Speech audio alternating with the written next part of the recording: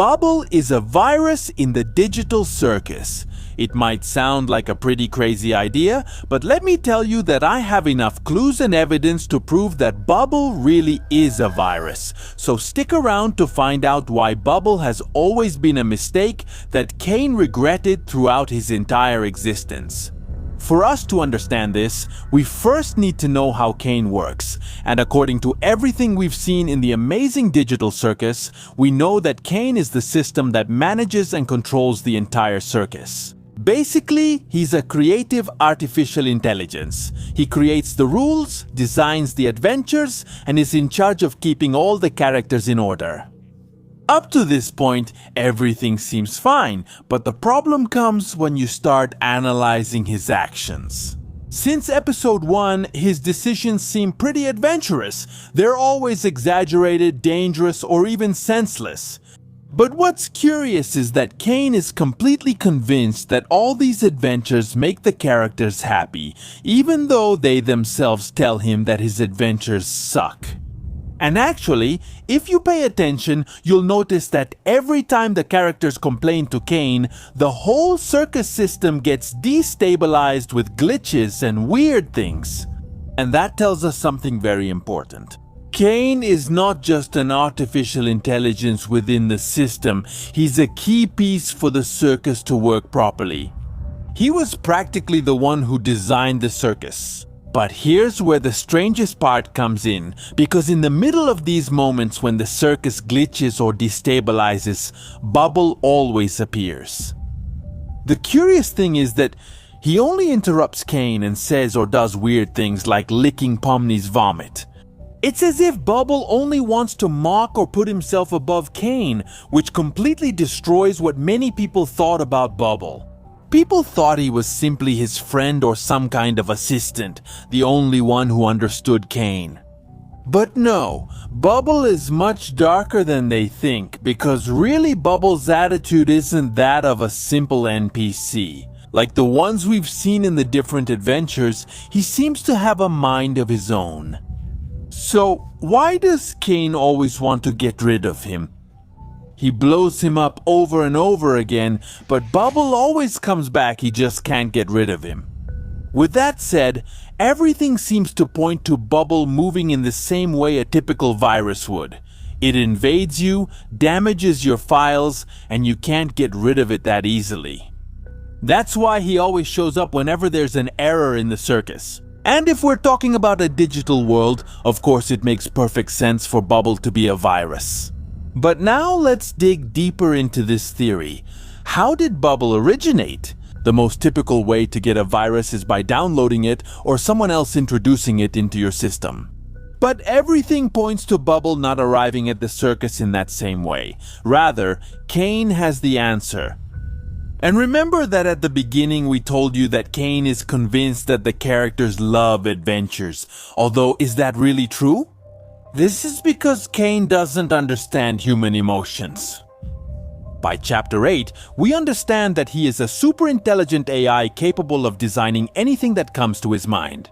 But his greatest frustration is not understanding humans.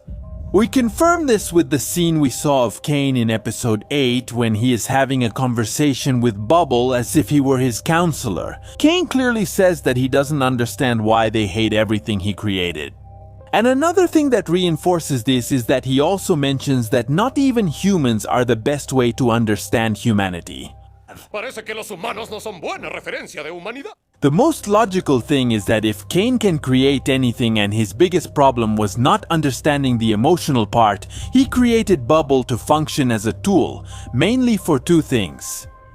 To help him understand emotions and to correct Kane's own mistakes. That's why we always see Bubble trying to advise or talk some sense into Kane through his criticism. The problem was that Kane is only an artificial intelligence, not a human consciousness. So, Bubble, being designed by Kane, didn't mean that he could magically understand emotions as well.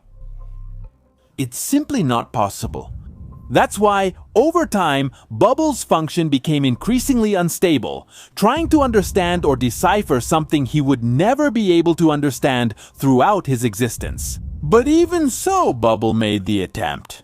That's why, every time Kane starts to have a breakdown, Bubble appears to correct him and prevent that mistake from continuing. Every time Kane says unrealistic things, like his perfect worlds, Bubble corrects him by telling him the truth.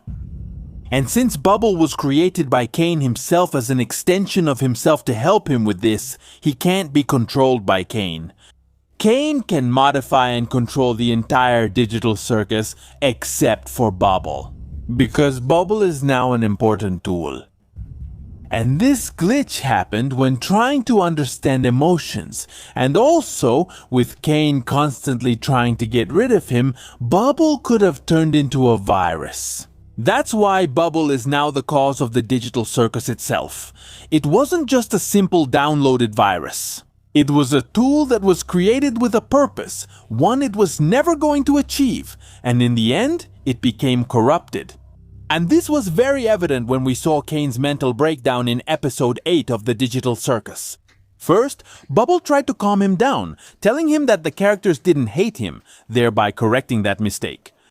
But when he couldn't make Kane understand, he went into that mode where he attacked Kane and only caused more instability. The virus form.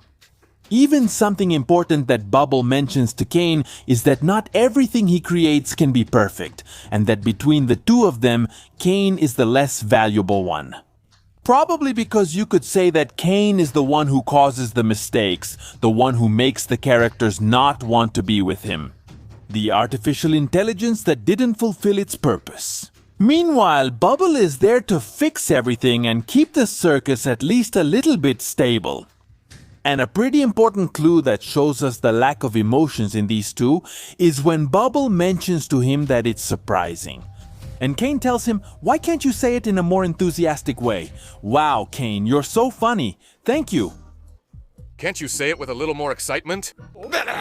Así me gusta. And well, we already know from Kane himself that he wants everything to be perfect, but unfortunately for him, his mistake. I mean, Bubble is always with him and is there to remind him that he's not as good as Kane thinks.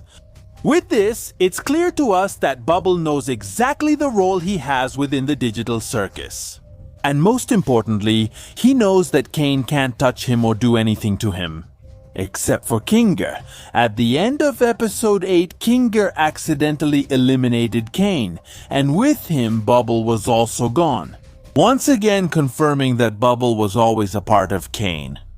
Another theory is that Scratch, who gave Kinger ideas for Kane's design, was the one who came up with Bubble so that Kane's artificial intelligence wouldn't get too out of control.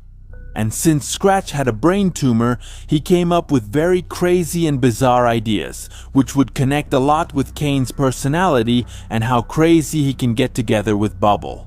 Anyway, friends, what do you think? Do you also think that Bubble is a virus? Or is it just a tool that wasn't very compatible with Kane, which caused a disaster? How do you think it originated and for what purpose? We'll be reading your comments.